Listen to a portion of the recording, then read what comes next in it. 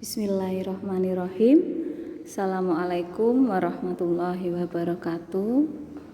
Anak-anakku sekalian, siswa-siswi kelas 12 IPS yang tercinta, jumpa lagi dengan Bu Sari di materi sosiologi.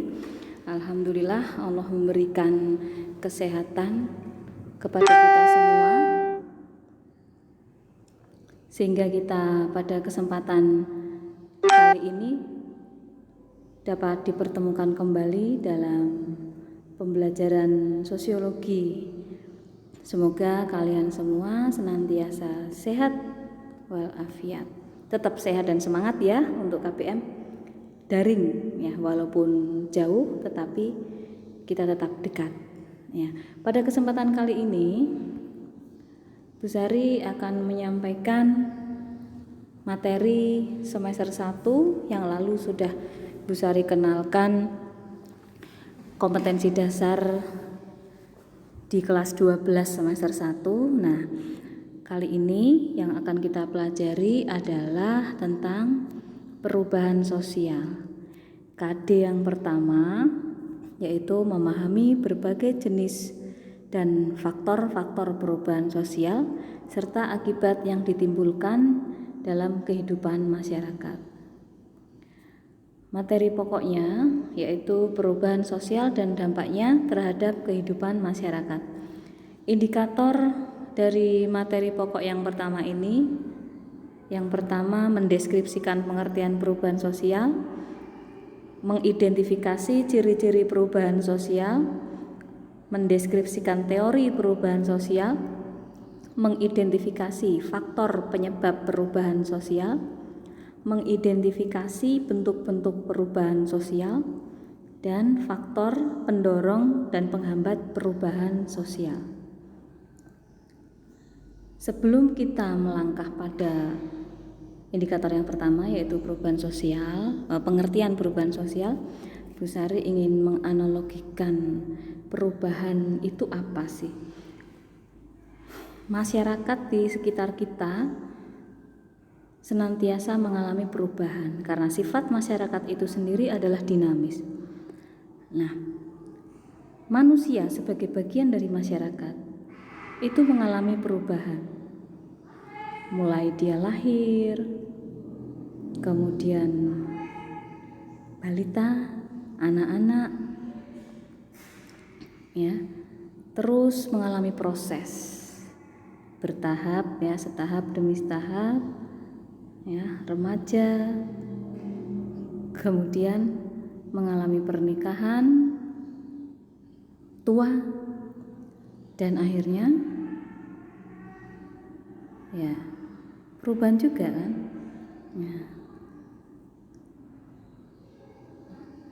Maksudnya meninggal begitu ya, yang terakhir. Nah, sama juga dengan satu contoh sistem teknologi di masyarakat. Kita tahu sistem teknologi adalah bagian dari masyarakat yang senantiasa mengalami perubahan, tidak pernah statis. Ya, teknologi yang ada di masyarakat yang kita gunakan, ya, mohon maaf ini tidak bisa gerak perubahan-perubahannya. Nah, teknologi di masyarakat mengalami perubahan dari yang paling sederhana sampai ke yang kompleks. Contohnya HP, ya, HP yang kalian pegang beberapa kurun waktu yang lalu bentuknya sangat sederhana. Ya, alat komunikasi yang pertama kali di masyarakat itu kentongan. Jadi untuk sebagai sarana komunikasi untuk mengumpulkan banyak orang, dipukul sekali tandanya ini, pukul 2 kali tanda ini, pukul berkali-kali tandanya apa, nanti itu untuk mengumpulkan masyarakat. Nah, bergerak, berubah bentuknya menjadi yang lebih kompleks lagi. Muncul alat komunikasi yang lebih canggih yaitu telepon, walaupun bentuknya juga masih sangat sederhana. Ya. Seperti mungkin kalian bisa melihat di film-film zaman dahulu itu ya, ada bentuk telepon yang SAR boxnya itu. Ya, itu mengalami perubahan juga lambat laun. Ada telepon rumah gitu ya, yang tidak bisa dibawa kemana-mana. Nah, masyarakat ingin sesuatu yang lebih praktis, maka menciptakan sesuatu yang baru. Nah, perubahan terjadi itu juga karena rasa ketidakpuasan masyarakat terhadap sesuatu, sehingga ingin berubah. Telepon di atas meja dirasa kurang efektif, kurang efisien, tidak praktis, tidak bisa dibawa kemana-mana. Maka masyarakat ya menemukan teknologi yang lebih canggih lagi, sehingga tercipta alat komunikasi yang seperti sekarang ini, HP, ya handphone. Ya, handphone maksudnya alat komunikasi yang bisa dipegang dan dibawa kemana-mana, atau yang disebut juga dengan mobile phone ya, yang bisa dibawa kemana-mana ya. Bentuknya pun itu juga beragam, berubah-ubah. Awalnya masih sangat sederhana, bentuknya besar, sekarang menjadi berubah lebih ramping, lebih ringkas untuk dibawa kemana-mana dengan aplikasi dan fasilitas yang lebih canggih pula ya.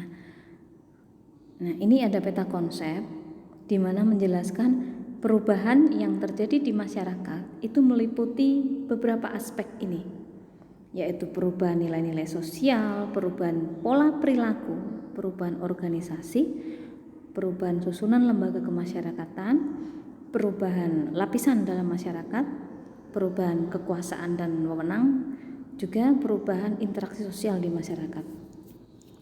Nah, ketika suatu perubahan terjadi di masyarakat, maka semua hal ini juga akan mengalami perubahan. Kita bisa contohkan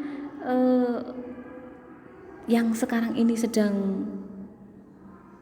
menjadi banyak pembahasan di masyarakat ya, pandemi COVID-19. Nah, silakan sambil membayangkan ya, diamati juga. Pandemi ini menyebabkan banyak sekali perubahan-perubahan di masyarakat. Ya, pola perilaku masyarakat itu luar biasa drastis perubahannya. Kita harus menyesuaikan dengan tatanan baru. Dulu kalau mau pakai masker itu ketika naik motor ya, pakai masker, perjalanan jarak jauh bersepeda atau naik motor itu untuk menghalangi debu. Tapi sekarang di aktivitas apapun kita harus memakai masker, harus sering cuci tangan setiap saat. Nah, dan banyak lagi pola perilaku yang berubah lagi menyesuaikan kondisi sekarang. Lembaga kemasyarakatannya juga berubah, muncul lembaga-lembaga di masyarakat, misal tim gugus COVID. Nah, itu ada karena tuntutan kehidupan tatanan baru tadi juga. Nah, itu contoh ya, contoh bahwa perubahan yang terjadi di masyarakat itu mempengaruhi semua unsur-unsur yang ada di masyarakat, diantaranya tadi itu. Nah, jadi kesimpulan ya, pengertian perubahan sosial adalah perubahan yang terjadi pada lembaga kemasyarakatan di dalam suatu masyarakat yang mempengaruhi sistem sosialnya, termasuk di dalamnya nilai-nilai, sikap-sikap, dan pola perilaku di antara kelompok-kelompok masyarakat. Ya. Satu lagi kesimpulan, perubahan-perubahan yang terjadi pada struktur dan fungsi masyarakat. Berikutnya ciri-ciri. Ya, ciri-ciri perubahan sosial ada 4. Yang pertama, setiap masyarakat mengalami perubahan, baik cepat maupun lambat. Ini pasti. Pasti ya, tidak ada masyarakat yang tidak berubah. Bu itu di suku pedalaman, itu kan seperti itu terus kehidupannya. Nah, mereka juga mengalami perubahan walaupun lambat. Ada proses penyesuaian atau adaptasi yang harus dia lakukan terhadap lingkungannya, itu juga termasuk perubahan. Namun seperti tidak terasa, ya itulah perubahan yang lambat sifatnya, karena dia harus beradaptasi dengan lingkungan. Misalnya ketika musim penghujan, di area persawahan harus ditanami tanaman yang seperti apa, pasti berbeda dengan pada saat musim kemarau. Nah, itu proses adaptasi yang seperti tidak terasa perubahannya. Perubahan pada satu lembaga akan diikuti oleh lembaga yang lainnya. Nah, ini pasti terjadi ya ketika suatu perubahan terjadi di masyarakat, maka lembaga-lembaga yang lainnya pasti akan mengikuti juga. Ya, di pemerintahan terjadi perubahan lembaga pemerintahan, maka yang di bawahnya juga mengikuti. Pandemi sekarang ini menyebabkan lembaga-lembaga sosial di masyarakat itu mengalami banyak sekali perubahan. Ya, muncul lembaga-lembaga baru, bahkan lembaga pendidikan pun juga harus berubah. Contohnya sekarang, kalian mengalami KBM daring, tidak bisa sekolah normal seperti biasa. Tetap sekolah tetapi di rumah. Nah, ini juga proses penyesuaian terhadap perubahan. Ya, lembaga pendidikan ikut mengalami perubahan. Perubahan yang cepat dapat mengakibatkan disorganisasi dan reorganisasi yang sifatnya sementara. Ya, perubahan yang cepat atau yang disebut dengan revolusi itu pasti menimbulkan gejolak. Ya, contoh perubahan pemerintahan. Ada aturan-aturan baru yang diterapkan yang terkadang mungkin tidak sesuai dengan kebutuhan masyarakat. Ini bisa terjadi. Maka biasanya akan terjadi gejolak. Atau revolusi-revolusi yang sudah pernah terjadi sebelumnya. Revolusi kemerdekaan. Nah, dari negara kita awalnya negara yang terjajah, kemudian menjadi negara yang merdeka, ya, perubahannya cepat sekali. Nah, atau revolusi yang terjadi di Eropa sana, revolusi Inggris, revolusi Prancis, revolusi Amerika, itu semuanya mengalami gejolak. Tetapi biasanya sifatnya sementara karena pasti terjadi proses adaptasi dan reorganisasi, pembaruan. Dan yang terakhir, perubahan terjadi dalam bidang material dan juga imaterial. Perubahan material apa? Teknologi, HP misalnya. Ya, imaterialnya apa? Sikap, perilaku. Ya, canggihnya HP ya, semakin luar biasa fasilitas yang ada di HP, game online misalnya, medsos juga. Itu menyebabkan pola perilaku masyarakat berubah. Masyarakat menjadi lebih individual. Kurang terjadi interaksi langsung karena mereka sudah peran mereka atau jarak mereka sudah tergantikan oleh gadget, sehingga tidak harus langsung ketemu. Rapat pun bisa menggunakan fasilitas HP, tidak harus langsung ketemu, bisa dilakukan. Nah, pola-pola masyarakat, pola perilaku masyarakat menjadi berubah karena adanya perubahan yang bersifat materi tadi, teknologi. Ya. Nah, yang terakhir untuk pertemuan kita tentang teori perubahan sosial. Nah, nanti Bu Sari menginginkan kalian sebagai uji kompetensi yang pertama, ini ya, teori siklus dan teori linear. Walaupun nanti di sini ada, Bu Sari berharap kalian bisa menuliskan kembali dengan bahasamu teori siklus itu apa, teori linear itu apa. Bahwa perubahan sosial itu berdasarkan dua teori besar ini ya, teori siklus dan teori linear. Teori siklus perubahan sosial. Teori siklus menyatakan bahwa perubahan sosial ya adalah sesuatu yang berulang-ulang. Nah, ini bentuknya spiral gitu ya. Nah, ini asumsinya adalah perubahan itu berulang-ulang. Apa yang terjadi sekarang itu pada dasarnya memiliki kesamaan atau kemiripan dengan apa yang terjadi sebelumnya. Ya, jadi ini pola perubahan siklus itu menyerupai spiral. Ya, apa yang terjadi sekarang itu mirip dengan apa yang terjadi dulu. Contohnya apa coba? Nah, ini misal perubahan di fashion. Ya, fashion tahu ya, cara berpakaian, gaya rambut, ya style itu senantiasa berubah dari tahun ke tahun biasanya. Nah, biasanya kalau misalnya anak-anak sekarang itu suka dengan celana pensil, itu sebetulnya dulu di era tahun 80-an itu pernah menjadi tren. Ya. Coba mungkin bisa tanya orang tua kalian, "Oh, biyen ki ya, dulu itu celana pensil yang kalian sukai sekarang ini pernah ada di zamannya 80-an dulu." Nah, itu teori siklus ya. Jadi apa yang ada sekarang itu hampir mirip dengan yang dulu. Gaya style berkacamata misalnya. Kacamata yang sekarang itu trennya lebar frame-nya. Sebelumnya frame-nya ramping kecil. Nah, tren kacamata lebar itu pernah terjadi di era beberapa tahun yang lalu. Tahun 90-an kalau tidak salah. Tahun 2000 berganti menjadi tren kacamata dengan frame yang ramping, kecil. Ya, sekarang berubah lagi dengan frame kacamata lebar. Nah, yang kedua, teori linier. Linier atau teori perkembangan. Karena di sini bentuknya garis ke atas. Ini bentuk perkembangan, ada tahapan-tahapannya. Bahwa masyarakat dibagi menjadi 3. Masyarakat yang golongan yang paling bawah itu primitif zaman dulu ya, kemudian tengah tradisional, dan yang paling atas modern.